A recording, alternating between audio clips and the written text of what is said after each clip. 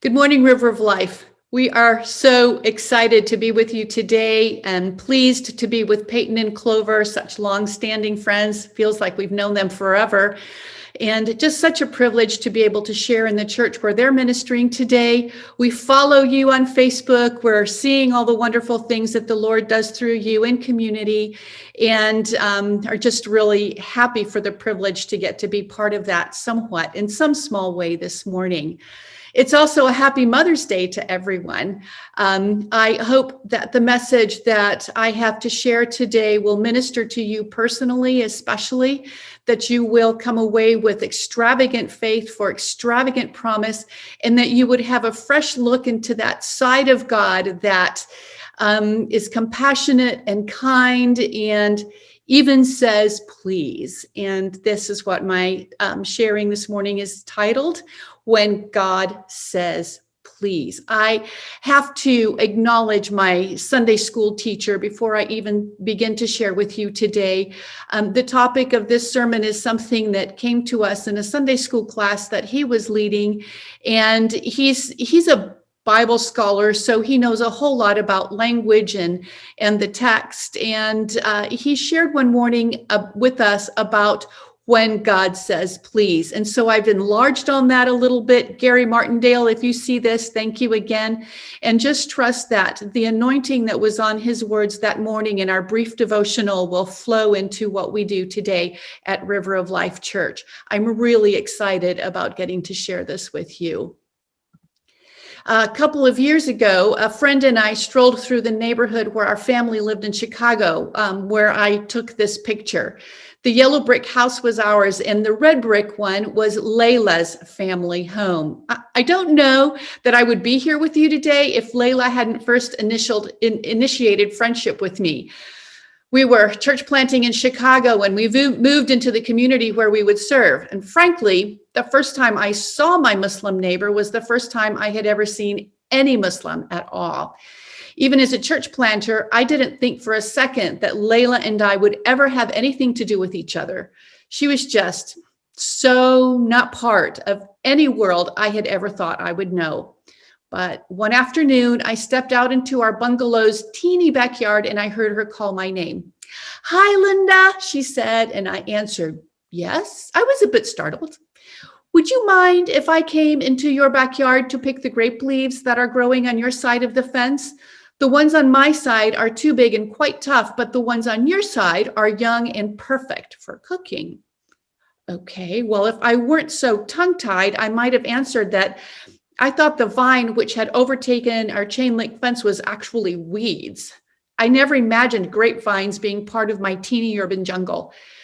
But I responded, "Sure, you can come over anytime to pick these leaves." Then she said, "And I wonder if you might please come over and cook with me today?"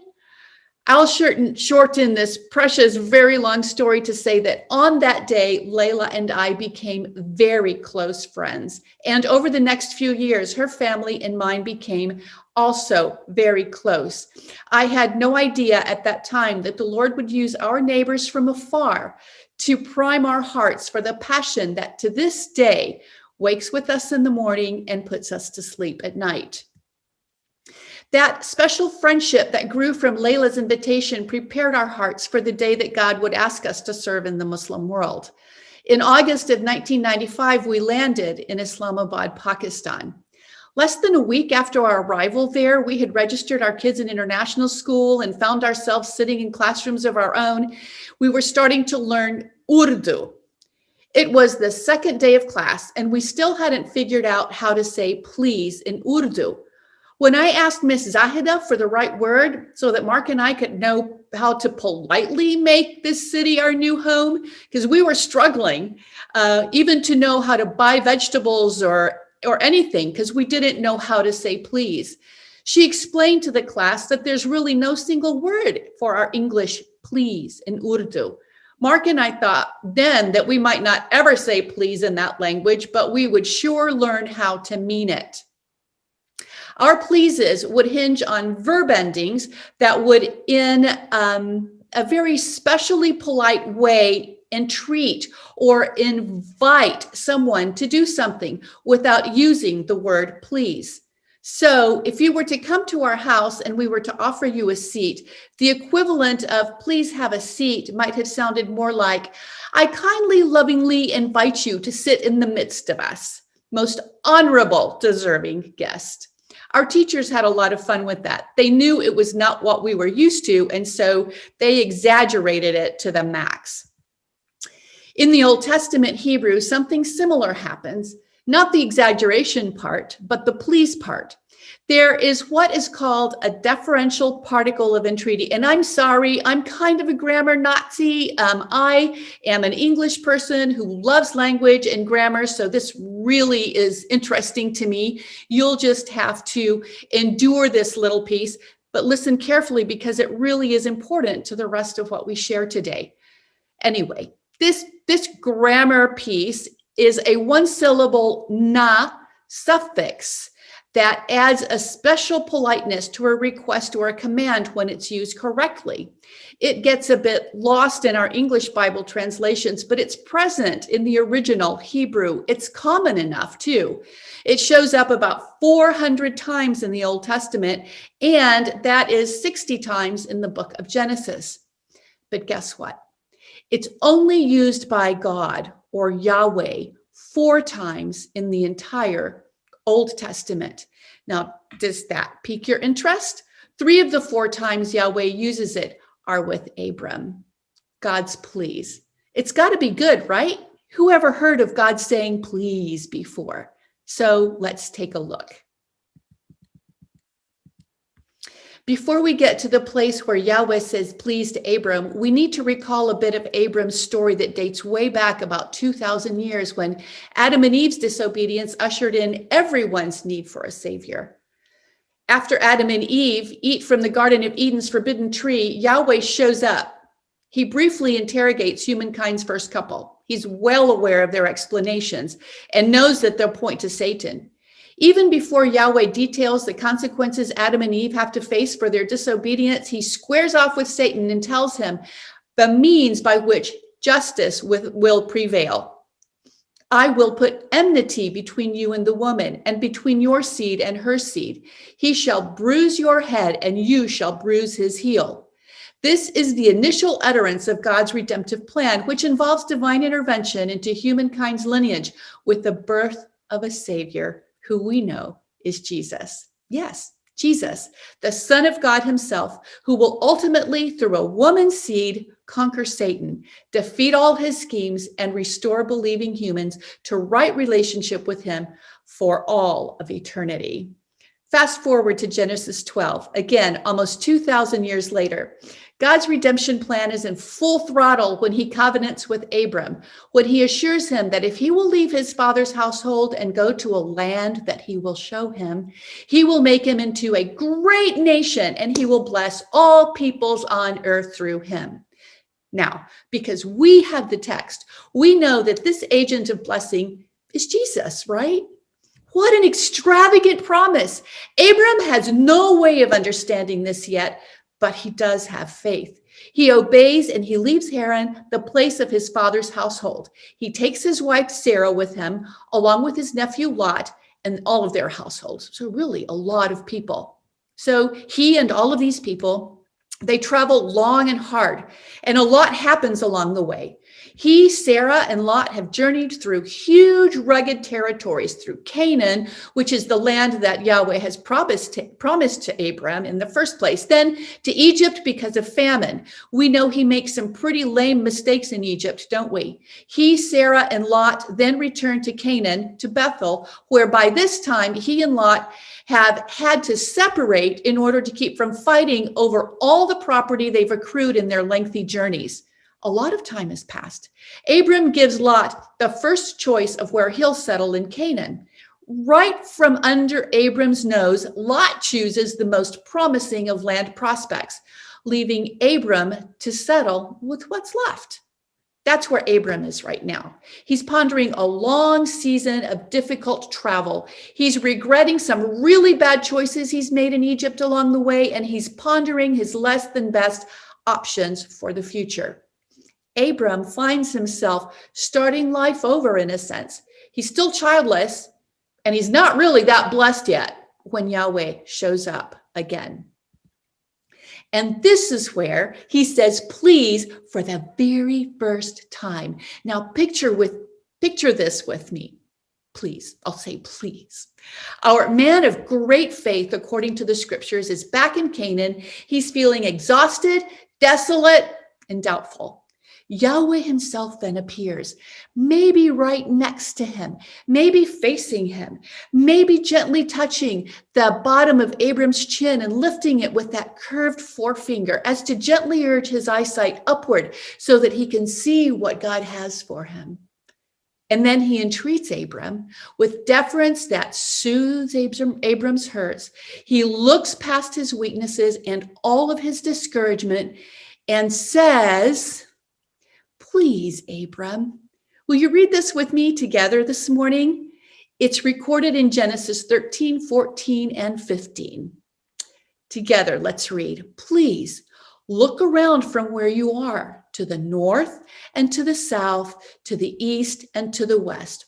All the land that you see, I will give you, and your offspring forever.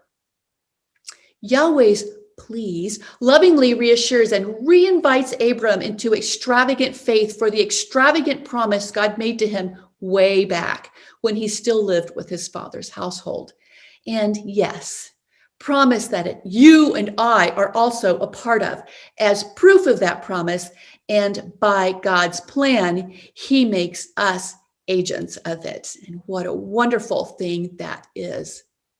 Now, 4 years passed from the time that we were called to Pakistan to the day we made it there, which made our arrival really sweet.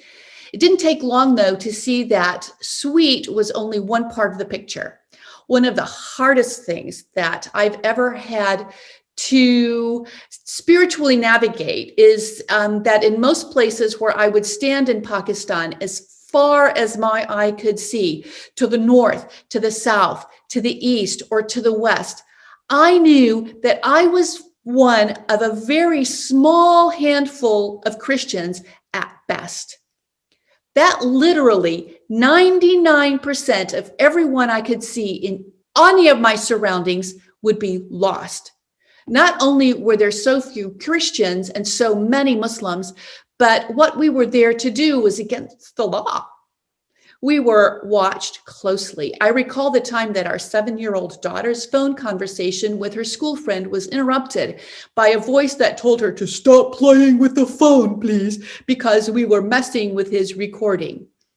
We lived with our wonderful Muslim landlords in Pakistan in the flat just beneath them.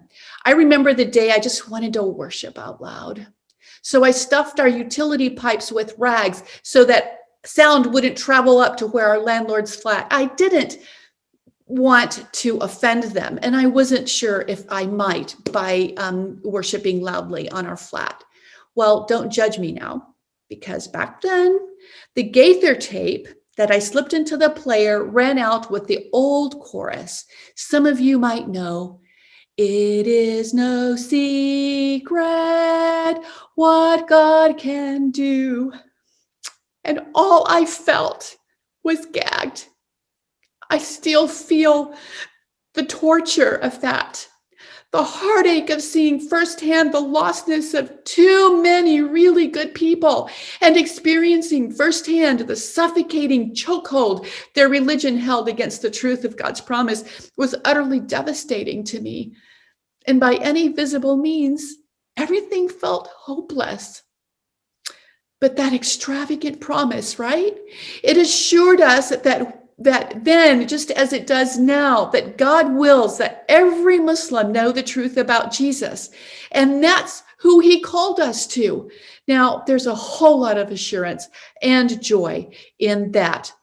By the way, the more we got to know and appreciate our Pakistani Muslim landlords, the more we understood that they probably would have appreciated our worship.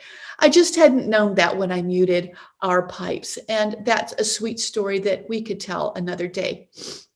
So fast forward and jump oceans to our neighborhood now, just 2 short flights away from yours. By this time, my husband and I are training others for the privilege of sharing faith with Muslims, and God has graced me with a delightful friend.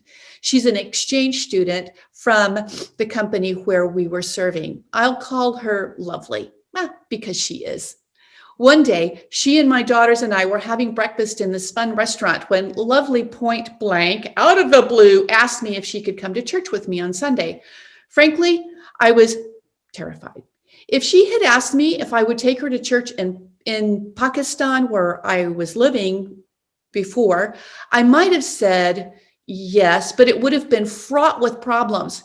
However, we weren't in Pakistan, right? So I said, sure, let's go together. I mean, how could I say no? My daughters were watching, and even though I was afraid about how she might feel in my church, I needed to say, yes, sure, come to my church. You want to know what was really streaming through my head? Oh no, what's she going to think? In my church, we keep our shoes on and men and women sit next to each other. And what if some guy puts his arm around a girl and she sees it? What will she think if she sees someone drinking coffee in the sanctuary? And my goodness, what will happen during worship? And what might happen to her if her family in Pakistan find out that she ventured into a Christian church at my invitation?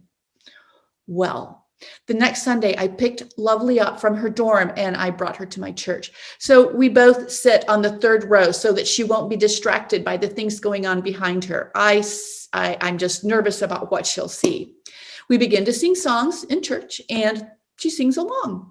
She stands when we stand and she sits when we sit. When communion passes by, I gently pull her hand away and tell her that I'll explain later why she should have to wait to participate. Phew. When church is over, I feel that we've done okay. Lovely has been an eager participant. Then on our way to the car, Lovely stops me in the parking lot. And she says, Linda, I really enjoyed singing those songs in your church. I felt like my insides would jump out. The memory still moves me. I was driving her back to her dorm when she gently touched my right elbow with her right hand. And she said, Miss Linda. I said, yes, Lovely. You know that I'm a Muslim girl. Do you think that I might be able to worship God that way in my country when I go back home? And I said, I know you can, Lovely, knowing that my God would know her heart and that he would hear it. The truth is that Allah would not have approved of the kind of worship that was drawing Lovely on this Sunday morning. Lovely had felt the very presence of Jesus and she wanted more. Just a few days later, I took her to the airport and gave her a gift that would help her experience true worship a little better. We had thoughtfully and carefully loaded some worship music and an audio Bible onto at that time, a mini iPod sort of contraption that she would be able to use privately. Thing is, Lovely and I are still in touch. I keep praying for her. She doesn't know Jesus yet, but she's closer. Every step toward Jesus is significantly closer. Some of you might know how that works. She has suffered some serious loss since her return to Pakistan, but we continue to pray and reach out.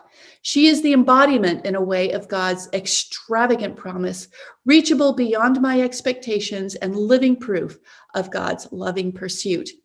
See, we know, you and I know, that he means to bless the nations through Abram, through us, and through the lives of countless other Lovelies.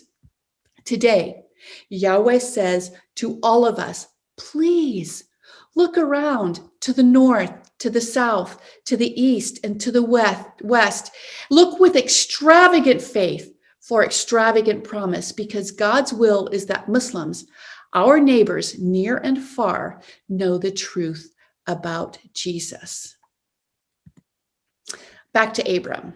The second time Yahweh says please is a solid 15 years after he first covenants with Abram. Abram is increased in stature and wealth. He's known for godly virtues and faith. He's lauded for rescuing Lot, his property, and all other captives from the grip of the 5 armies who at this point have pillaged and practically destroyed Sodom and Gomorrah. Abram's in a pretty good place right now. He's prospered in every thinkable way, but rats. No kids yet. And Yahweh's promise is about his having kids, right? Yeah, lots of them. Yahweh visits him in a vision, telling him not to fear, reminding him that he's Abram's shield and he is also his great reward. But Abram, he's bereft. He confesses deep angst and the apparent probability of his servant becoming his heir since he still doesn't have a son. Well, Yahweh takes him for an outside stroll. That's what the text says. This is where he says, please, to Abram for the second time. Let's read Genesis 15:5 together. He took him outside and said, please look up at the sky and count the stars, if indeed you can count them. Then he says to him, so shall your offspring be. Again, picture Yahweh approaching Abram, who is totally downcast at the thought of not having a child yet. He's worried, trying to believe beyond what he sees, and Yahweh closes in next to his ear. Maybe he points to the heavens when he says, again, please, Abram, look up to the sky and count the stars. And charms him, I believe, at this point with a bit of fatherly tease when he says, if you really think you can count them, right? I'd like to introduce you to some stars that God has used in ways only he can model his heart for blessing the nations. And I'll call this mom Sherni. In Urdu, it means lioness, and I like that word for her. She's a blonde. She's fiercely committed to sharing Jesus with others. And she is also in my Sunday school class. That's another yay for Sunday school, by the way, and kids' church and Christian ed in the church. We know that you are all about training for discipleship and reaching the nations in this church. And that's part of the reason it's so exciting to be with you today. Back to my text. About 3 years back, Sherni felt like the Lord was compelling her to learn more about Muslim women, and we began to talk.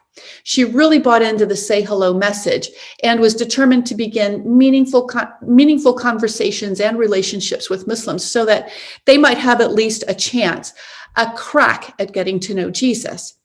She understands that the conversation is not just necessary to share faith, but that conversation has to start somewhere. So she and her daughters would look for Muslim women in places like the mall and at grocery stores. And in the town, well, city really, where we live, there aren't that many Muslims like they are here. So first they would look for them in places and they would purposefully pray for them when they saw a Muslim or two. I remember the day she told me that she and her youngest daughter were walking hand in hand and a Muslim woman walked by. Sherni, number 2, squeezed her mom's hand and said, Mom, I'm praying. She was about 8 years old at the time. They purposefully built on the courage that they had gained by praying, and they determined to take the next step, which was to smile when a Muslim woman was looking. We all know that sometimes it takes that kind of courage, doesn't it? So Sherni decided that she wanted to build friendship with Muslim women, and we connected her with a student at a local language school. By this time, she and her daughters have smiled at Muslim women. They have even garnered the courage to say hello to Muslim women. So they were taking these next steps. Now, the student that had recently arrived from a Muslim country with her husband and sons was the person that I had recommended to her. I hadn't met her, but I knew that this lady needed a tutor. And Sherni was to help her with English conversation. Sherni was very excited, and I had helped her anticipate a great experience. She met the girl at her house to get acquainted, but by all accounts, that first meeting was, let me just say, horrific. Sherni expected a friendly get acquainted time with this girl, but realized that she was actually being interrogated. The demeaning inquiry lasted over 3 hours, and it turned out that the girl's husband was listening privately from behind a thin wall. Some of the questions that she was asked for were very personal, so Sherni would have been very embarrassed to find out that the woman's husband had heard the answers. When the interview ended, Sherni felt wrung dry. So she called me and she was telling me about it. And I didn't know what to say. I had never had an experience like that before with a Muslim woman in all of my years serving in the Muslim world and having Muslim friends. So I sort of warily asked if she felt like she wanted to continue this woman. And I, offered, well, maybe I can connect you with someone else. But with surprising courage, Sherni said, I told God that I was here for however long she is, and I won't quit. And I drew such encouragement from her response. Now, the long story short, Sherni and this young woman became quite close in spite of that awful first meeting. Their friendship drew Sherni's husband into relationship with the girl's husband, an extremely conservative Muslim who had originally vowed never to associate with him. That friendship opened doors to others. One gathering turned into gatherings of 5 and 6 gals, then quite a few more gals and their kids, and then a bunch of gals and their kids and their husbands too. And the picture you see is the first of what we have now had 3 times, full Thanksgiving celebrations with Sherni and a significant group of others who have observed and joined in, and like Sherni, have begun life-giving friendships with Muslim neighbors. What a wonderful work the Lord has done through Sherni, through her faith for the extravagant promise of being able to share the truth about Jesus with Muslim neighbors. I can't say enough about how naturally and eagerly Sherni's daughters also engage with the women and their kids, even to this day, even though they're very young girls. They've experienced their share of challenges, but they've heard God's pleas. And their gracious, expectant responses inspire most of us. Their bonds with their communities, Muslims, are very special. Now, in case you haven't sensed it, these friendships are not focused on winning Muslim converts. They're about loving Muslims to Jesus. They're seldom easy, but friends, they're almost always very good. And as Christians who get to relate Christ to Muslims, we're thrilled to see how much every single encounter counts. You in this church know what this feels like. The things that God can do with just 10 minutes of our time not only draw our Muslim friends closer to Jesus, but they draw us closer to him as well. Faith that becomes extravagant for a promise that's extravagant, knowing that God wants every Muslim to know the truth about Jesus. Can I just pause here for a minute to say, the Lord's called us to Muslims, and he's called some of you to the Muslim neighbors that you have, but not everybody who needs to know the truth about Jesus is Muslim. The Lord is preparing us and invites us and says, please to us that we might share the truth about Jesus with anyone that he puts in our midst. When I think of Abram's star-filled sky, I think of family and kids, and you do too. I know that because you have outreaches where you've invited families and kids to participate.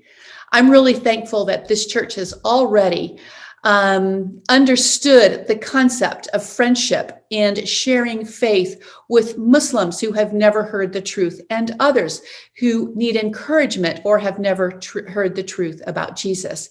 But I wanted to let you know that we have also created a curriculum with Say Hello that helps kids know how to reach Muslim kids for Jesus.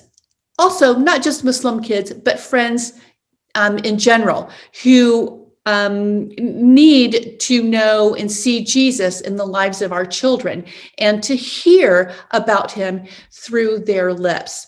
We created this work, and very thankfully with the help of our Assemblies of God Boys and Girls Missionary Challenge. So really, kids raised funds for us to be able to create this curriculum, and kids are the ones who are also outreaching to Muslims because of it. This has everything to do with Abram's looking up and seeing the stars and hearing Yahweh say, look at them. I plan to bless you with a legacy that far outnumbers any of the stars in the sky that you can see. Extravagant faith for extravagant promise right here in our own community, through our kids, for our kids. Remember what God said to Abram: please count the stars, and so shall your offspring be. Now, Yahweh's final pleas and treaty comes after another season of significant toil and heartache, more than 15 years since the last one. According to one commentary, Abram and Sarah have even slipped from the faith. They do so in a few ways, but this one is probably the most notable. The couple's impatient fears lead them to take matters into their own hands, so that Sarah's slave Hagar births Abram's first son, Ishmael. We take things in our own hands sometimes too, don't we? We can identify with them. Thankfully, we get to read about them in the text and know how good God is to help us. But Ishmael, as we know, is not the intended heir, and eventually God gives, and now has named Abraham and Sarah, Isaac, a son of their own. Family tensions force Abraham to expel Hagar and his first son from the family. By the time Isaac is about 15, hindsight has shown Abraham the foolishness of his faithlessness, and he's probably mulled it over in his head a million times. If I had only trusted, I would have spared my family, including Ishmael and Hagar, unfair consequence and grief. Does he see Isaac, the fulfillment of God's extravagant promise, through the lens of personal failure and loss? I would, if I were he.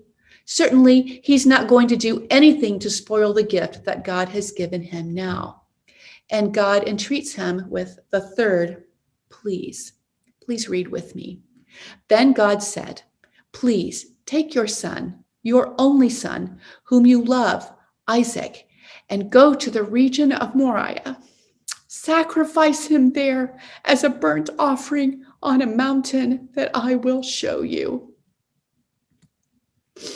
Brothers here. I mean, Abraham was the one sacrificing their son. Could you imagine it being Sarah back then?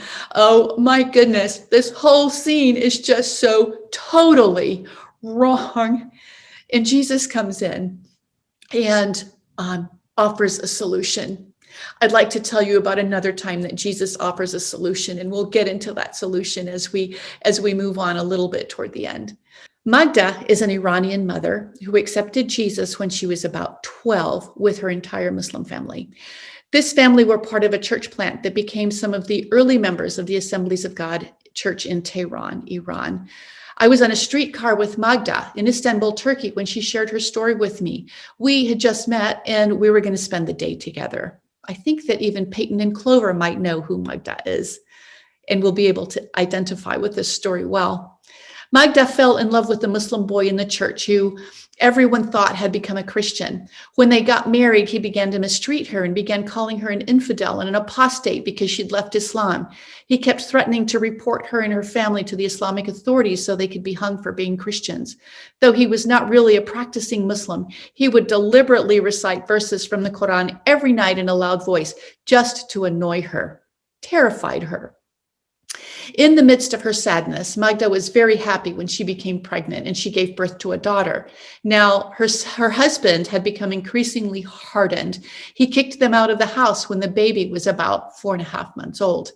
Every now and then he would show up where Magda lived and take the daughter out for a bit, but he would always bring her back until the day that they didn't return. He told Magda that she was an infidel and she was not capable of taking care of her own daughter. Magda engaged the services of a lawyer, and after some heartbreaking disappointments, was told that the only way she could have her daughter back was if she returned to Islam and recanted her Christian faith. Her lawyer encouraged her to lie in the court, but that was the door that he had cracked open for her. Now, Magda couldn't lie. Her husband retained custody of their daughter in the end, and they divorced. Tragic. And I couldn't believe I was hearing what I heard, especially on that streetcar in Istanbul. It seemed so irreverent, so dreadful that she would have to share this intimate, horrible past with me in this way. So then I asked her, Magda, how are you able to pull yourself out of bed in the morning? I could only imagine my own condition if I were in her shoes. I definitely would not want to get out of bed in the morning. She told me that God had promised that she would get her daughter back. She was emotional when she told me. She wept. It hadn't been that long since she'd experienced the loss, but her faith was extravagant even there. She had no doubt that she would not only see her daughter again, but she would get to live with her and mother her. I have heard from Magda's family, even just recently. Her daughter is 21, and she still believes with strong faith that she'll get her back. By the way, and Magda is an ordained minister who equips Muslim background believers for witness and church planting to this day. And I have also learned that Magda has been able to communicate with her daughter more in recent days. She's not living with her yet, but she's getting closer, right? Magda wrote this recently in a testimony. It is hope in the truth that God has loved me and my daughter that has kept me going. I'm still waiting, but I know that God is faithful. He has heard my prayers for my daughter, and he will have the last word. God's final pleas for Abraham entreats him toward unthinkable sacrifice.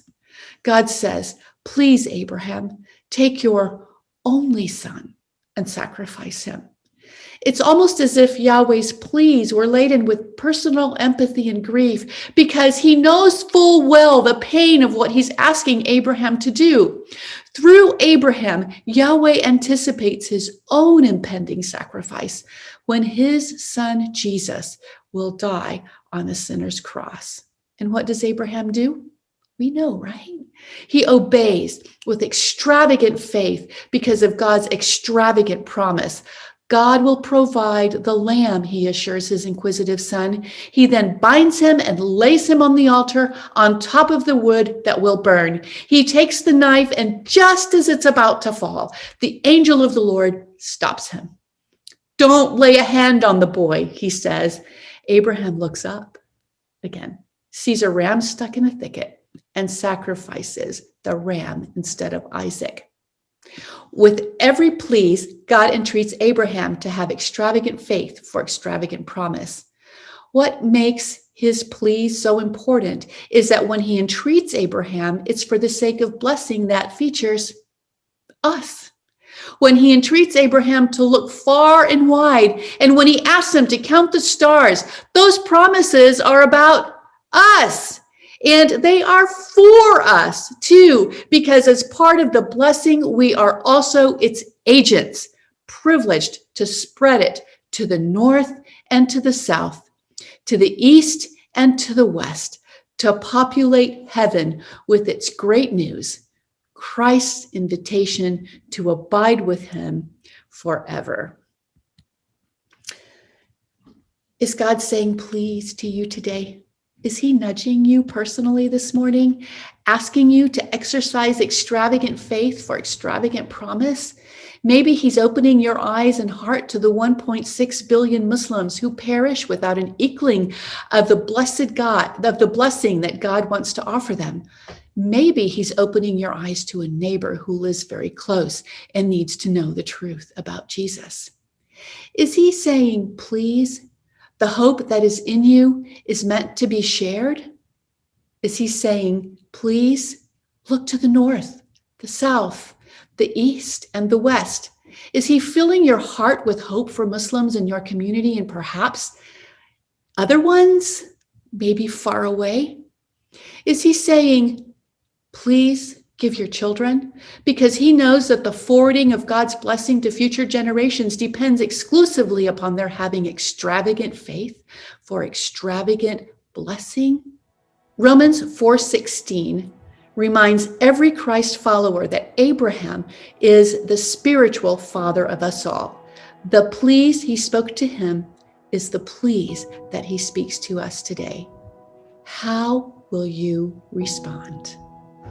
Therefore, The promise comes by faith, so that it may be by grace and may be guaranteed to all of Abraham's offspring, not only to those who are of the law, but also to those who have the faith of Abraham, for he is the father of us all.